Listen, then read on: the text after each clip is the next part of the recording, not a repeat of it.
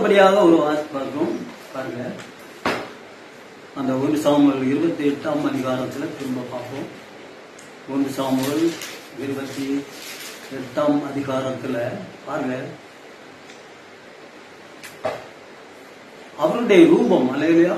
பாருங்க, ராஜா அவளை பார்த்து, நீ பயப்படாதே, நீ காண்கிறது என்ன என்று கேட்டான். அதற்கு அந்த ஸ்திரீ, தேவர்கள் பூமிக்குள்ளிருந்து ஏறி வருகிறார்கள் என்று வருகிறதை காண்கிறேன் என்று சவுலுக்கு சொன்னாள்.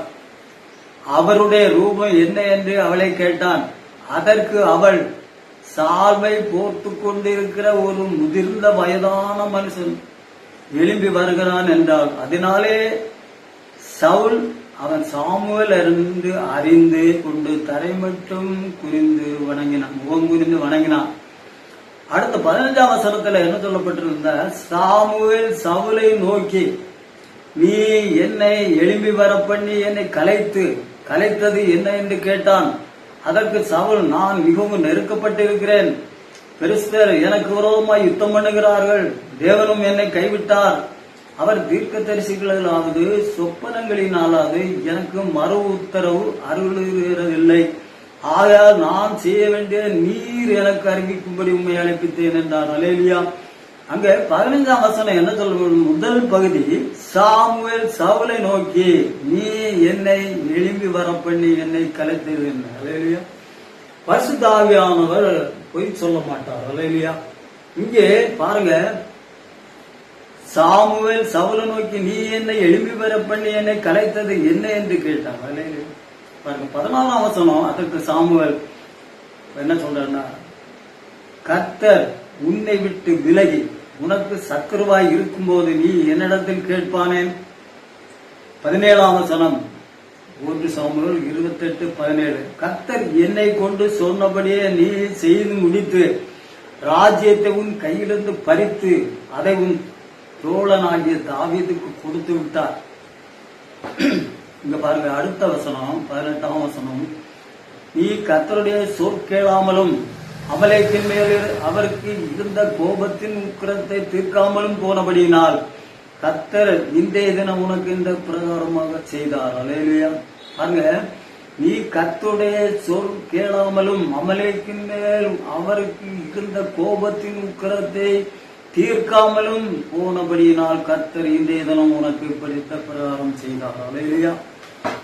பாருங்க, 1 சாமுவேல் 15ஆம் அதிகாரத்துல 3ஆம் வசனத்திலிருந்து படிப்போம். 1 சாமுவேல் 15:3, இப்பொழுது நீ போய் அமலேக்கை மடங்கடித்து அவனுக்கு உண்டான எல்லாவற்றையும் சங்கரித்து அவன் மேல் இரக்கம் வைக்காமல் புருஷரையும் ஸ்திரீகளையும் பிள்ளைகளையும் குழந்தைகளையும் மாடுகளையும் ஆடுகளையும் ஒட்டகங்களையும் கழுதைகளையும் கொண்டு போட கடவா என்கிறார் என்று சொன்னான். அல்லேலூயா. பாருங்க, 2ஆம் வசனம், சேனைகளின் கர்த்தர் சொல்லுகிறது என்னவென்றால், இஸ்ரவேலை எகிப்திலிருந்து வந்தபோது அமலேக்கு அவர்களுக்கு வழிமறுத்த செய்கையை மனதிலே வைத்திருக்கிறேன். நீ இப்பொழுதும் போய் அமலேக்கு மடங்கடித்து அவனுக்கு உண்டான எல்லாவற்றையும் சங்கரித்து அவன் மேல் இரக்கம் வைக்காமல் புருஷரையும் ஸ்திரீகளையும் பிள்ளைகளையும் குழந்தைகளையும் மாடுகளையும் ஆடுகளையும் ஒட்டகங்களையும் கழுதைகளையும் கொன்று போட கடவாய் என்றார் என்று சொன்னார். அப்பொழுது சவுல் இதை ஜனங்களுக்கு அறிவுப்படுத்தி, பாருங்க, ஜலாபிபிலே அவர்களே தொகை பார்த்தான். அவர்கள் 2 லட்சம் காலாட்களும் யூதா ஜனங்கள் 12,000 பேரும் இருந்தார்கள். அல்லேலூயா. இங்கே அடுத்து சவுலும் ஜனங்களும் ஆகாகையும் ஆடு மாடுகளையும், 9ஆம் வசனம், முதல் தரமானவைகளையும் 2ஆம் தரமானவைகளையும் ஆட்டுக்குட்டிகளையும் நலமான எல்லாவற்றையும் அழித்து போட மனதில்லாமல் தப்ப வைத்து அற்பமானவைகளும் உதவாதையுமாக சகல வஸ்துக்களையும் முற்றிலும் அழித்து போட்டார். அப்பொழுது கர்த்தருடைய வார்த்தை சாமுவேலுக்கு உண்டாகி அவர் சொன்னது, நான் சவுலை ராஜாவாக்கினது எனக்கு மனஸ்தாபமாயிருக்கிறது, அவன் என்னை விட்டு திரும்பி என் வார்த்தைகளை நிறைவேற்றாமல் போனான் என்றான். அப்பொழுது சவுல் மனம் நொந்து ராம் முழுவதும் கர்த்தரை நோக்கி கூப்பிட்டான். அல்லேலூயா. பாருங்க, இங்கே அடுத்து 13ஆம் வசனம், சாமுவேல் சவுலிடத்தில் வந்தபோது சவுல் அவன் நோக்கி, நீர் கர்த்தரால் ஆசீர்வதிக்கப்பட்டவர், கர்த்தருடைய வார்த்தையை நிறைவேற்றினேன் என்றான். அதற்கு சாமுவேல், அப்படியானால் என் காதுகளில் விழுகிற ஆடுகளின் சத்தமும் ஆடு மாடுகளின் சத்தமும் எனக்கு கேட்கிற மாடுகளின் சத்தம் என்ன என்றான். அதற்கு சவுல், அமலேக்கியரிடத்திலிருந்து அவைகளை கொண்டு வந்தார்கள். ஜனங்கள் ஆடு மாடுகளின் நலமானவைகளை உம்முடைய தேவனாய் கர்த்தருக்கு பலியிடும்படிக்கு தப்ப வைத்தார்கள், மற்றவைகளை முற்றிலும் அழித்து போட்டோம் என்றார்கள். அப்பொழுது சவுல், அந்த பேச்சை விடும், கர்த்தர் இந்த ராத்திரியிலே எனக்கு சொன்னதை உமக்கு அறிவிக்கிறேன் என்று சவுலோட சொன்னான். அவன் சொல்லும் என்றான். அப்பொழுது சாமுவேல், நீர் உம்முடைய பார்வைக்கு சிறியனா இருந்த போது அல்லவோ இஸ்ரவேல் கோத்திரங்களுக்கு தலைவரானீர். கர்த்தர் உம்மை இஸ்ரவேலின் ராஜாவாக அபிஷேகம் பண்ணிவித்தாரே.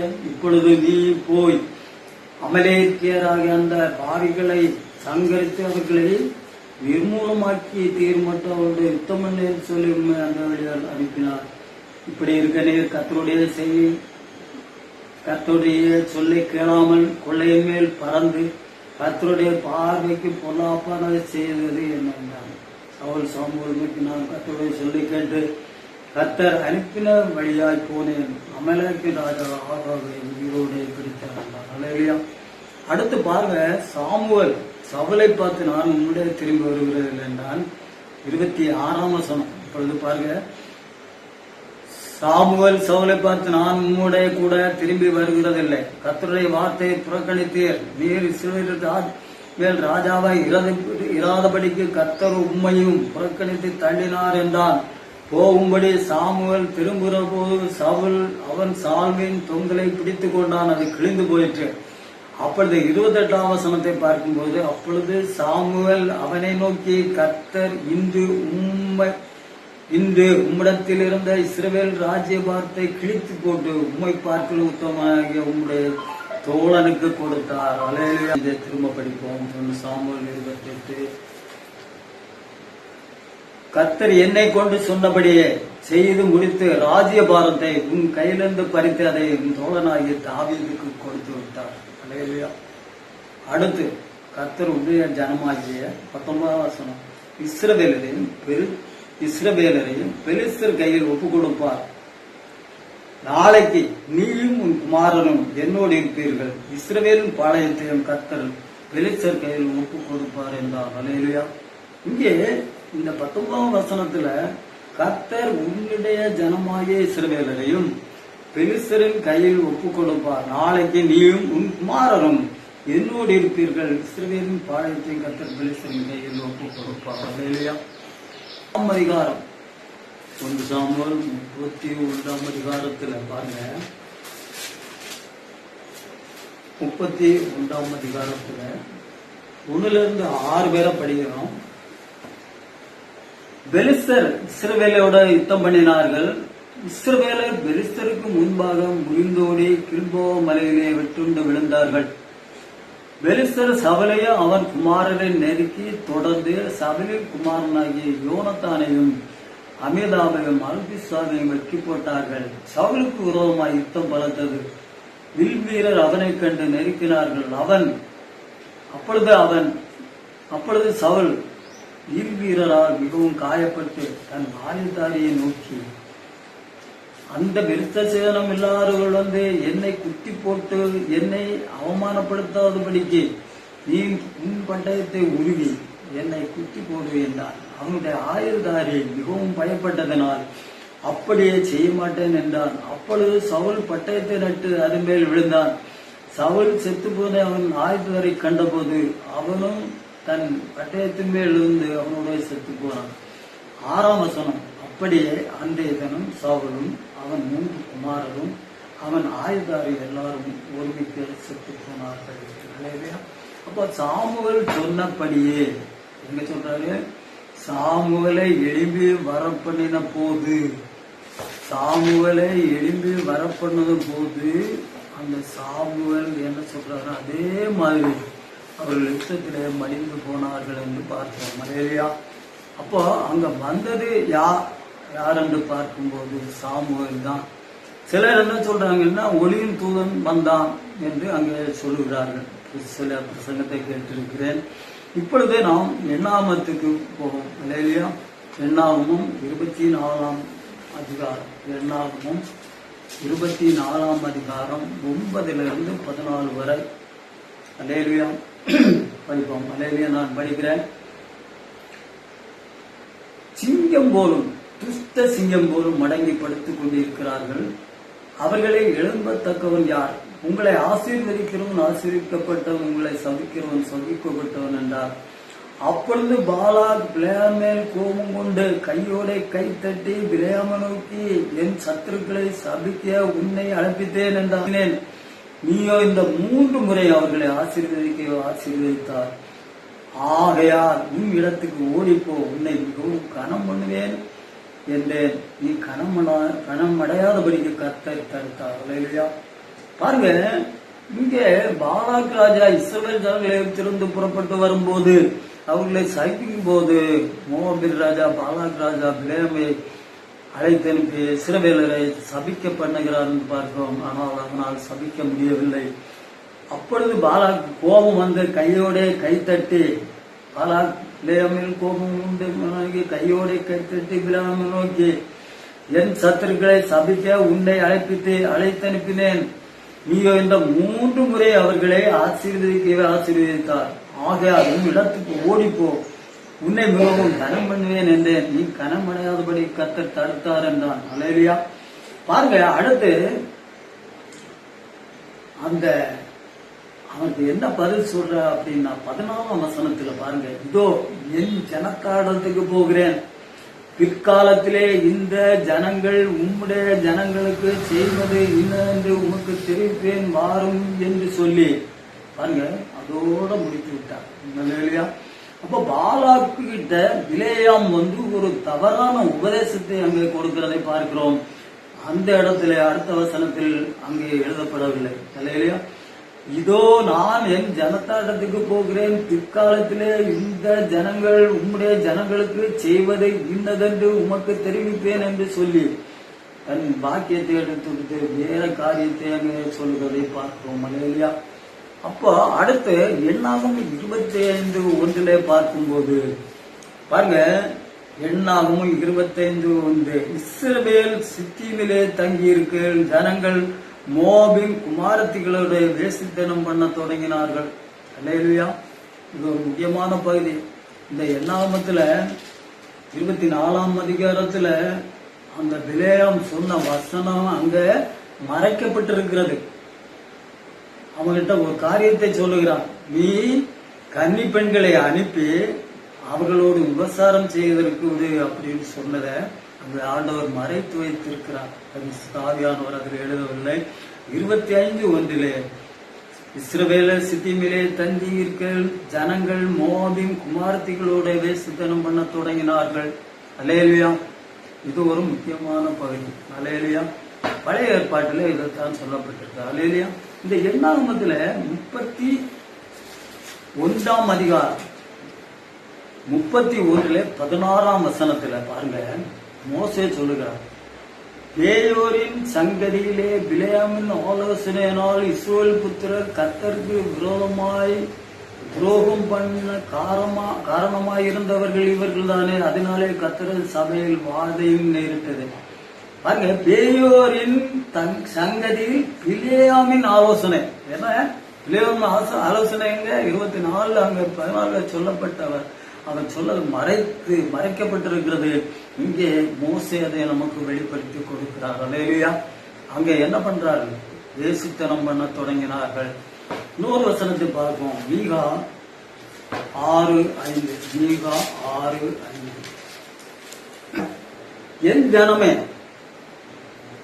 மோவாபின் ராஜாவாகிய பாலாக் பண்ணின யோசனை இன்னதென்றும் பேயரின் குமாரனாகிய பிலேயாம் அவனுக்கு பிரதித்திரமாக சொன்னது இன்னென்றும் சித்தின் தொடங்கி மற்றும் நடந்த என்னவென்று நீ கர்த்தருடைய நீதிகளை அறிந்து கொள்ளும்படி நினைத்துக்கொள். அல்லேலூயா. இந்த முதல் பகுதி என்னன்னா, என் ஜனமே, மோவாபின் ராஜாவாகிய பாலாக் பண்ணின யோசனை இன்னென்றும் பேயரின் குமாரனாகிய பிலேயாம் அவனுக்கு பிரதித்திரமாக சொன்னது இன்னென்றும். அல்லேலூயா. அப்போ அவன் சொன்னதை ஒரு துருபதேசத்தை அங்கே பாலாக் ராஜாவுக்கு போதித்தான் பிலேயாம் என்று பார்க்கிறோம். அல்லேலூயா. இன்னொரு காரியத்தை பார்க்கிறோம். 2 பேதுரு 2:15. அல்லேலூயா. செம்மையான வழியை விட்டு தப்பி நடந்து பேயோரின் குமாரனாகிய பிலேயாமின் வழியை பின்பற்றி போனவர்கள் என்று அங்கே சொல்லப்படுகிறார். இல்லையா? யாரு? பிரசார மயக்கத்தால் 14ஆம் வசனம், பிரசார மயக்கத்தால் நிறைந்தவர்களும் பாவத்தை விட்டோயாதவர்களும் இருக்கிறவர்கள் உறுதியில்லாத ஆத்துமாக்களை தந்திரமாய் பிடித்து பொருளாசையில் படைக்கின்ற இருதயத்துடைய சாபத்தின் பிள்ளைகள். 15ஆவது, செம்மையான வழியை விட்டு தப்பி நடந்து பேரின் குமாரனாய் பிலேயாமின் வழியை பின்பற்றி போனவர்கள் அவன் அநீதித்தின் கூலியை விரும்பி. பாருங்க, இங்க ஒரு முக்கியமான காரியத்தை 2 பேதுருவிலே இதைத்தான் பிலேயாம் ஒரு தவறான உபதேசத்தை சொல்கிறதை பார்க்கிறோம். மலையில அடுத்து யூதாவில இதான் ஒரே அதிகாரம் தான். 11ஆம் வசனம் 11ஆம் வசனம். இவர்களுக்கு ஐயோ, இவர்கள் காயினுடைய வழியில் நடந்து பிலேயாம் கூலிக்காக செய்த வஞ்சகத்தில் விரைந்தோடி கோரா எதிர்த்து பேசின பாவத்துக்குள்ளாகி கட்டு போனார்கள். அல்லேலூயா. பாருங்க, இவர்களுக்கு ஐயோ, இவர்கள் காயினுடைய வழியில் நடந்து பிலேயாம் கூலிக்காக செய்த வஞ்சகத்தில் விரைந்தோடி. அப்படியானால் அந்த பாலாக் ராஜாவுக்கு தான் கொஞ்சம் வஞ்சக உபதேசத்தை அங்கே சொன்னான் என்று பார்க்கிறோம். அல்லேலூயா. இப்பொழுது இன்னொரு காரியத்தை பார்க்கணும். அப்படியானால் அங்கே இப்படிப்பட்ட துருபதேசத்தை அவர்கள் செய்தார்கள் என்று பார்க்கிறோம். மலையில இந்த பிலேயாம் செய்தான் என்று பார்க்கிறோம். மலையில 1 ராஜாக்கள் 13ஆம் அதிகாரம், 1 ராஜாக்கள் 13ஆம் அதிகாரம் 1 to 10 வரை படிப்போம். மலையில படிக்கிறேன். யெரொபெயாம் தூபங்காட்ட பலிபீட தண்டையிலே நிற்கையில், இதை தேவனுடைய மனுஷன் ஒருவன் கர்த்தருடைய வார்த்தையின்படியே யூதேயாவிலிருந்து பெத்தேலுக்கு வந்து அந்த பலிபீடத்தை நோக்கி, பலிபீடமே பலியுமிடமே, இதோ தாவீதின் வம்சத்தில் யோசியா என்னும் பெயருள்ள ஒரு குமாரன் பிறப்பான். அவன் உன்மேல் தூபம் காட்டுற மேடைகளில் ஆசாரியர்களை உன்மேல் பலியிடுவான். மனுஷர் எலும்புகள் உண்மையில் சுட்டரிக்கப்படும் என்று கர்த்தர் உரைக்கிறார் என்று கர்த்தருடைய வார்த்தையை கூறி அன்றைய தினம் ஒரு அடையாளத்தையும் சொல்லி, இதோ இந்த பலிபீடம் வெடித்து அது மேல சாம்பல் கொட்டுண்டு போகும், கர்த்தர் உரைத்ததற்கு இதுவே அடையாளம் என்றான். பெத்தேலிருந்து அந்த பலிபீடத்துக்கு எதிராக தேவனுடைய மனுஷன் கூறின வார்த்தையை ராஜாவு யெரொபெயாம் கேட்டபோது, அவனை பிடியுங்கள் என்று தன் கையை பலிபீடத்திலிருந்து நீட்டினான். அவனுக்கு விரோதமாய் நீட்டின கை தன்னிடமாக முடக்க கூடாதபடிக்கு மரத்து போயிற்று. தேவனுடைய மனுஷன் கர்த்தருடைய வார்த்தையை குறித்த அடையாளத்தின்படியே பலிபீடம் வெடித்து சாம்பல் பலிபீடத்திலிருந்து கொட்டுண்டு போயிற்று. அப்பொழுது ராஜா தேவனுடைய மனுஷனுக்கு பிரயோஜனமாக, நீ உன் தேவனாய கர்த்தருடைய சமூகத்திற்கு வேண்டிக் கொண்டு என் கை முன்போல் இருக்கும்படி எனக்காக விண்ணப்பம் பண்ண வேண்டும் என்றான். அப்பொழுது தேவனுடைய மனுஷன் கர்த்தருடைய சமூகத்தை நோக்கி விண்ணப்பம் செய்தான். ராஜாவுடைய கை முன்னிருந்தபடி சீர்பட்டது. அப்பொழுது ராஜா தேவனுடைய மனுஷன் நோக்கி, நீ என்னோட கூட வந்து வீட்டுக்கு வந்து இளைப்பாறு, உனக்கு வெகுமானம் தருவேன் என்றான். தேவனுடைய மனுஷன் ராஜாவை நோக்கி, நீர் எனக்கு உம்முடைய வீட்டில் பாதி கொடுத்தாலும் நான் உம்முடைய வருவதில்லை.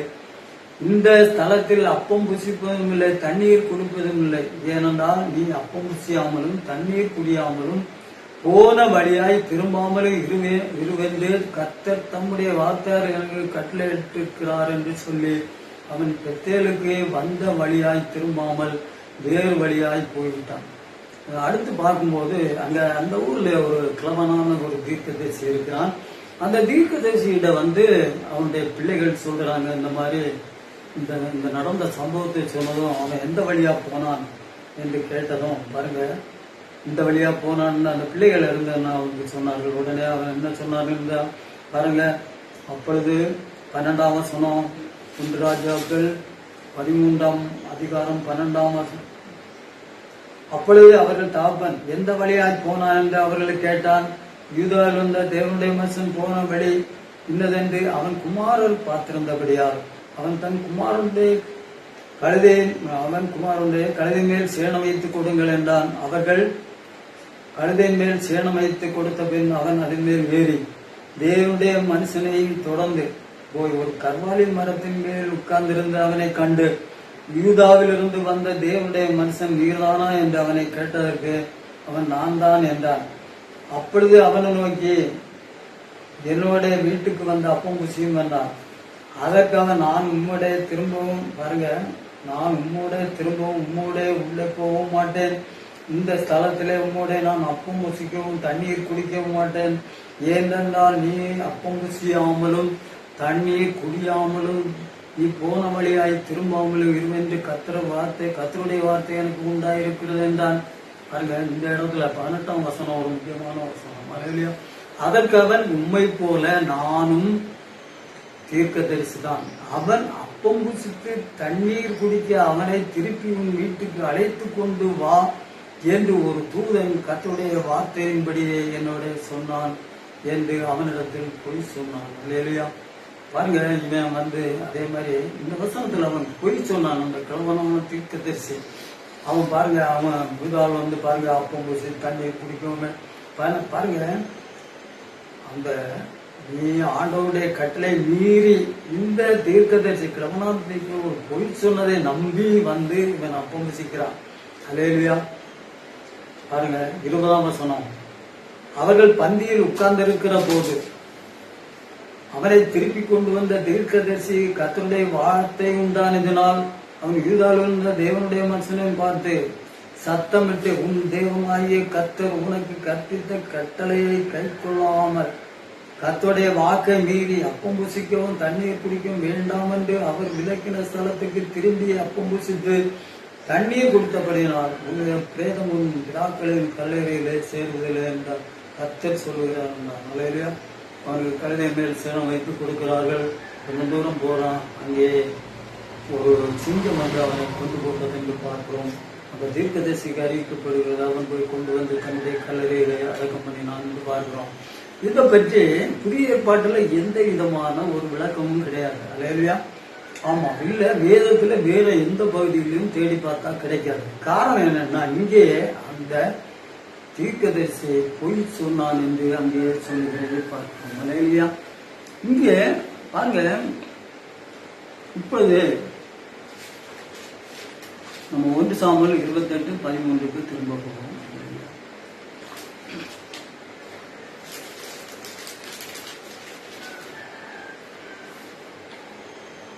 ராஜா அவளை பார்த்து, நீ பயப்படாதே, நீ காண்கிறது என்ன என்று கேட்டான். எனக்கு ஸ்ரீ தேவர்கள் பூமிக்குள்ள ஏறி வருகிறார் என்று சபைக்கு சொன்னார்.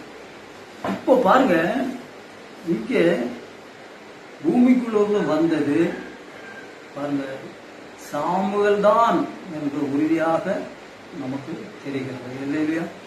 அப்ப சாமுவேல் வரவில்லை, ஒரு ஒளியும் தூதன் வந்தான் என்று ஒருவர் பிரசங்கித்ததை கேட்டிருக்கிறேன். அப்படி வந்திருந்தால் வேற வேத பகுதிகளில் புதிய ஏற்பாட்டில் எந்த பகுதிகளிலும் அப்படிப்பட்ட ஒரு காரியம் சாமுவேல் வரவில்லை, ஒளியின் தூதன் தான் வந்தான் என்பதை பரிசுத்த ஆவியானவர் நமக்கு எழுதி வைக்கவில்லை என்று பார்க்கிறோம். அல்லேலூயா. பாருங்க, பேதுரு என்ன பண்றார்? காவலில் உள்ள ஆவிகளுக்கு பிரசங்கித்தார். பேதுரு 1 பேதுரு 3:18, 19, 20 இயேசு கிறிஸ்து மரித்து காவலுள்ள ஆவிகளுக்கு பிரசங்கித்தார். ஏசா 57 பாருங்க, அந்த இடத்துல 2ஆக பிரித்து விட்டார். இப்படி காவலுள்ள ஆவிகளுக்கு இளைப்பாறுதலுக்கு இடத்தை 2 விதமாக பிரித்து, ஏன்னா பரிசுத்தவான்களுக்கு அங்கே பாதாளத்தில் ஒரு பிரசங்கம் தேவையில்லை, பாவிகளுக்கு தேவை. அங்கே காவலாகவும் காவல் உள்ள ஆவிகளுக்கு 3 நாள் பிரசங்கித்தனாலே நமக்கு வேதம் என்ன சொல்லுகிறது என்றால், அங்கே வந்தது சாமுவேல் தான் என்று உறுதியாக நாம் நம்பலாம். அல்லேலூயா. இதுக்கு விரோதமாக ஏன்னா இல்லைன்னா புதிய பாட்டுல சாமுவேல் வரவில்லை, ஒளியின் தூதனும் தான் வந்தான் என்று ஒரு வசனத்தை எடுத்துக் கொடுத்தால் நான் உங்களோடு சொல்லிக் கொண்டிருக்கிறேன். கர்த்தர் ஆசீர்வதிப்பாராக. ஜெபம் பண்ணுவோம். ஸ்தோத்திரம் ஆண்டவரே, அன்பு இறக்கம் கிருபை நிறைந்த கர்த்தராகிய இயேசு கிறிஸ்துவே உமக்கு கோடான கோடி ஸ்தோத்திரங்கள். ஸ்தோத்திரம் குறி சொல்லுகிறவர்கள் எழுத்துறது சாமுவேலா ஒளியின் தூதனா என்ற தலைப்பில் வேத வசனத்தை கொண்டு எங்களோடு இடைப்பட்ட தயவுக்கா நன்றி. ஆண்டவரே ஸ்தோத்திரம், ஆண்டவரே ஸ்தோத்திரம். இந்த வசனங்களை படிக்கிறவர் கேட்கிறவர்களே, ஆண்டவரே நீர் ஆசீர்வதியும், ஆசீர்வதியும், ஆசீர்வதியும். உடைய பிள்ளைகளுக்கு 100 மடங்கு பலன் கிடைக்கும்படியாக கிரியை செய்ய வேண்டுமா செல்விக்கிறேன் அப்பா. தொடர்ந்து பெரிய காரியங்கள் செய்யணும். இது பதிவிட உதவி செய்தீர், அதுக்காக நன்றி, கோடி ஸ்தோத்திரங்கள். இந்த வசனத்தை கேட்கிற எல்லாருக்கும் அந்த புதிய புதிய வெளிப்பாடுகளை கொடுத்து உடைய பிள்ளைகளை ஆசீர்வதிக்க வேண்டுமா செல்விக்கிறேன். இயேசு கிறிஸ்து நாமத்தில் வேண்டிக் கொள்கிறோம். ஆமேன், ஆமேன், ஆமேன்.